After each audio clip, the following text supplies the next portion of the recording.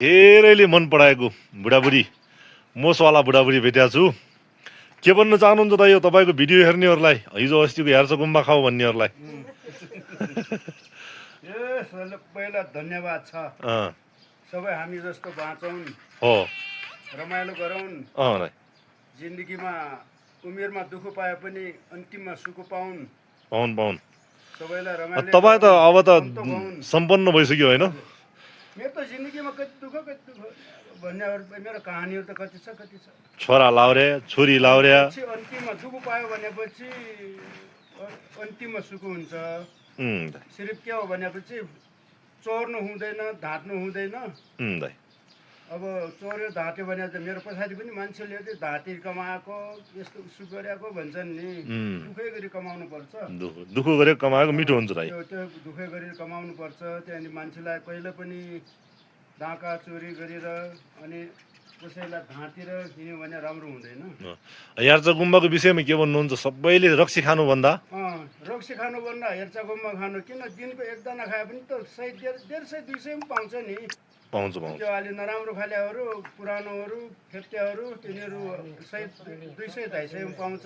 त्यो खानु, रक्सी खानुभन्दा परिवारलाई एउटा सबैले मिलेर खानुपर्छ।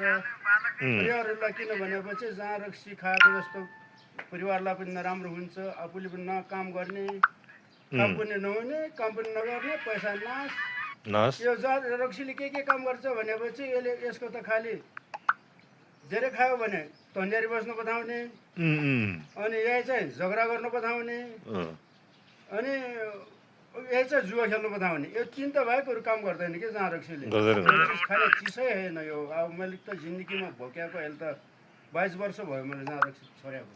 बल्ल त्यहाँदेखि कमाएको देखिएको अलिक 22 वर्ष जाँडरी छोडेपछि बल्ल कमाइ देखियो। नयाँ त त्योभन्दा पहिला त बियर खाने, होस्की खाने, 22 चार्ने, त्यस्तो हुन्थ्यो नि म त। 22 वर्षको उमेरमा पनि 22 वर्षको उमेरमा छोड्नुभयो, 73 वर्ष पुग्नुभयो होइन दाइ? 73 वर्ष पुग्यो।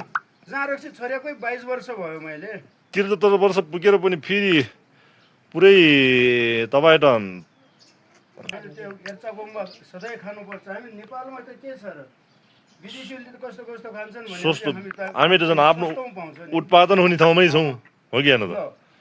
दिनको 2-3 बोतल मान्छेले बियर खान्छ। म पनि जिन्दगीमा खाएको। बियरमा त 500-600 रुपियाँ जान्छ भने त्यो 250 रुपियाँको हेर्चा गुम्बा खायो भने त त्यो धेरै राम्रो हो। अब त्यो नराम्रो त 250 पनि पाउँछ नि, 1000-1200 पनि पाउँछ। त्यो राम्रो चाहिँ 1200-1500 रुपियाँ पर्छ। बियर खान कति जान्छ पैसा? दिनको 10 बोतल, 8-10 बोतल त कोही बेला त काता नै खाइन्छ बियर। काता नै खाइन्छ। त्यो खानामा के हुन्छ त? त्यो भन्दा त अब यही किनेर खानु, सधैँ खानु। त्यो कातन खानु भन्दा त यो खानु ठिक छ। धेरै राम्रो हो। अब धेरै जस्तोलाई अब हेर्चा गुम्बा भन्छन्। त्यो हेर्चा गुम्बा मात्र भनेर भन्दा खाएर थाहा पाउनुपर्छ क्या। खाएर विचार गर्नुपर्छ। जिन्दगी एउटा के रहेछ भनेपछि यो जुन रावण फिल्ममा, राम लक्ष्मण फिल्ममा के थियो भनेपछि हनुमानले पहाड उचालेर लग्थ्यो नि। त्यहाँदेखि त्यतिखेर चाहिँ हनुमानलाई के अरे रामले के अरे हनुमानले औषधि नपाएर पहाडै उचाली खोजेर पाएन। पहाडमा त्यहाँदेखि खोजेर पाएन र त्यहाँदेखि फेरि पहाडै उचालेर लग्यो लक्ष्मणलाई बचाउनको लागि। त्यहाँदेखि लक्ष्मणलाई बचाउनुको लागि उहाँहरूलाई बल्ल चाहिँ यसको यही लाग्यो मलाई कि यो के हो भनेपछि उसले पहाड उचालेर लगेर मान्छे बचाउने यो चाहिँ हेर्चा गुम्बा हो, जीवन बुद्धि भन्छ। त्यो उतिखेर त्यो उसको त्यो फिल्ममा नाम के पो भन्थ्यो, के बुद्धि भन्थ्यो, यही रहेछ क्या। यही हो दाइ। यही रहेछ क्या। यो पहाडबाट पहाडै उचालेर बाण हानेर मान्छे बचाउनलाई यो पहाड उचाल लग्यो क्या हनुमान। यही हो। अनि पछि हामीलाई थाहा भयो। यो त हामीहरूले पछि थाहा पाएको। यो त के हो भने चाहिँ भिटामिन धेरै राम्रो रहेछ यो। अब के भन्न चाहनुहुन्छ? सबैले कोहीले राम्रो, सबैले राम्रै भनेका छन्। बद्दा त के हो यस्तो 25 वर्षको उमेर जस्तो कुरा पनि बदर गर्छ भन्छन्। सबैले किन सबभन्दा जहाँ रक्सी मेन नखाउन्, सबैले जहाँ रक्सी नखानु। अब तपाईँ यो पनि भन्नु हो जान रक्सी खाने कुरा सबै भन्नु, अनि सेलाजित पनि कति खाने कति नखाने दाइ? त्यो लगातार त्यो खानु हुँदैन। म बारम्बार भनिरहन्छु सेलाजी त्यो लगातार खाने होइन कि महिना दिनमा पिरियाको पहिला घाउचोट परेको तिनी रगतहरू चुस्छ कि त्यो भिर्याकोहरू चुच्छ लगातार खानु हुँदैन त्यो फेरि अलिकति धेरै खायो भनेपछि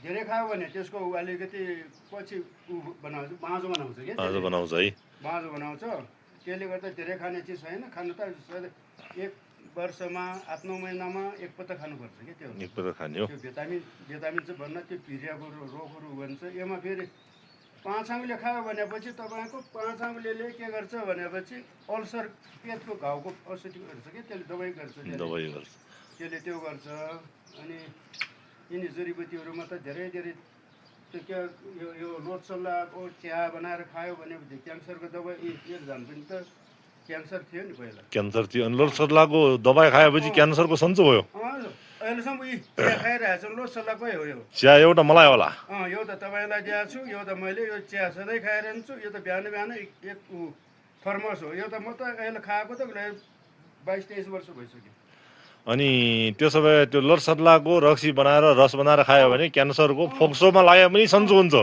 यो एकैचोटि सन्चो हुने त्यो बिस्तारै बिस्तारै नर्मल बनाउँछ नर्मल बनाइसक्यो भनेपछि पछि सन्चै हुन्छ त्यो यो मेरो झन्डा पनि त नेपालगञ्ज 10 बिघामा लगाएको नि मैले 10 बिघामा लगाएको उसको आङ सुनिएर ऊ त मृगौला रोग भएर त्यहाँ पछि यहाँ आएर लोटसल्ला हो भने क्यान्सरको दबाई भनेर भन्थ्यो त्यसले गर्दा म पनि यहाँ आएर खुवाएकोदेखि त सन्चो भइसक्यो ए राम्रो भयो हामी त आफै पहिला अस्पतालमा जानुभयो अनि सन्चो भएन यहाँ आएर तपाईँ आइडिया निकालेर सबै कुरा गर्नुभयो सन्चो भयो अनि साँच्चीकै हो दिदी हो दाइको कुरा पनि एकचोटि जोडिनुहोस् यार्चकम्म कुरा गर्छन् खास के हो खास दिदी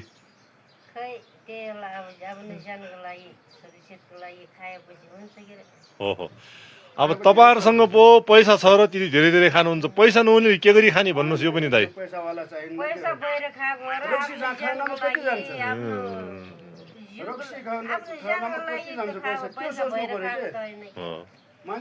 मान्छेलाई पैसा नाश ज्यानको नाश बनाउने सबै रक्सी हो यो रक्सीले राम्रो बाटो सिकाउँदैन जहाँ रक्सीले सिकाउन राम्रो किनभने ऊ त त्यो एच्चा गुम्बा खायो भनेपछि त्यो त अब सबै दुईटै बुढाबुढीले खान्छौँ नि हामी सधैँ खाइरहन्छौँ त्यहाँदेखि अब किनभने अब ज्यान हामीले पहिले भन्छन् हामी उमेरको भन्दा मेरो ज्यान त अहिले धेरै राम्रो भएको छ तपाईँको ज्यानलाई जे भए पनि प्यारो राख्नु पर्यो सुरक्षित राख्नु पर्यो भनेको त हो तपाईँले हो कि होइन त काम बसेर मात्रै खानु हुँदैन कि यस्तै हामी जस्तो काम गर्दै गर्नुपर्छ शरीरलाई किनभने यो त तालिम जस्तो पनि हुन्छ अनि खानाको लागि राम्रो त पहिले नराम्रो खान्छ अनि आयो भने यार्चकम्मा किन्नेहरू आयो भने तपाईँ पनि एक दुईवटा बेच्नु पनि हुन्छ होइन दाइ अदर हुनु पर्यो गरिदिनु पर्यो फोन गर्नु पर्यो हामी फेरि किनिराख्नुपर्छ आफ्नो छुट्टी बाटो हुने कुरा तपाईँको नम्बर चाहिँ मैले यसमा राखिदिन्छु अनि तपाईँलाई फोन गरेपछि उठाउनु है दाइ हुन्छ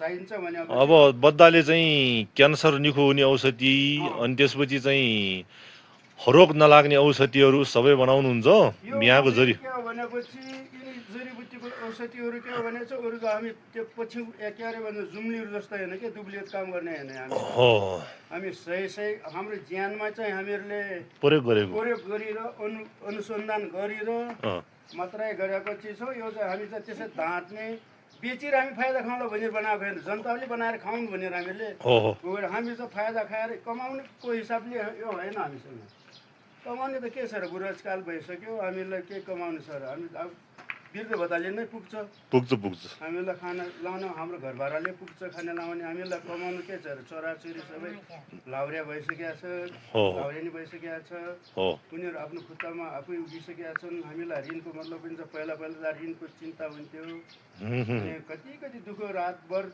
निदै नलागेर नसुत्ने पिर लाग्थ्यो अहिले त हामीलाई त्यस्तो पिर त छैन बाँच्नु मात्रै पर्यो अरू कुराको टेन्सन छैन हाम्रो छोरा नातिहरू मात्र बाँचौँ भन्ने आशा मात्रै छ अब त अहिले त वृद्धकालमा किनभने सबैले गरेर खाउन् सिकाउन् भन्ने चाहिँ हाम्रो सबभन्दा जान रक्सी छोर सबभन्दा मेन मेरो आफन्तहरूलाई चाहिँ के भन्छु जान रक्सी मेन सबभन्दा जान रक्सी चत्तकै छर्नुपर्छ कि त्यो यसले हो रोग पैसा सक्ने यही हो सायद ल हुन्छ दाइ होस् धेरै धेरै धन्यवाद तपाईँले चाहिँ बोलिदिएको धेरैले हेरेका छन् यो पनि धेरैले हेर्छन् तपाईँ बोल्ने दिदी मुसुक मुसुक हाँस्ने गर्छन् दिदी के भन्ने एक शब्द भन्नुहोस् त अब यार्छ गुम्बा अब यो सालको स्टक राख्नु भएको छ होला खाने भने राखेको छु फेरि मगाएको छु 150 दाना जति मगाइसकेको छु अस्ति नै 15,000 को लिएर राखेको छु बनाउने बेला त म पनि आउँला बसाउँला होइन दाइ भङ्गै बनाउँला है पिसेर राख्ने त्यो फेरि बेच्नको लागि होइन आफू खानको लागि हस् धन्यवाद बेच्नको लागि त फेरि अदर हुनुपर्छ महँगो चिज हो अदर गर्नलाई म तपाईँको नम्बर यहाँ राखिदिन्छु है दाइ हुन्छ हुन्छ सबभन्दा अघि के कुरा गर्नु भन्दा क्यान्सरको विषयमा छ नि अँ सबैले चाहिँ चासो गर्छन् यो विषयमा चाहिँ एकचोटि प्रश्न पारिदिनु न होइन यो त के हो भनेपछि यो म अनुभव किनभने पहिल्यैदेखि जुनै डाक्टरहरूलाई त थाहा हुँदैन यो चिज क्यान्सर दबाई भन्ने थाहा हुँदैन पहिल्यैदेखि के हो भनेपछि हामीले बारमा सुनेको यो लोथ सल्लाह क्यान्सर दबाई भन्ने त हामी सुनेकै हो यानि कि साँच्चै हो कि भनेर मैले चाहिँ पहिला नेपालमा यो चिया बनाउने नै मै हो अनि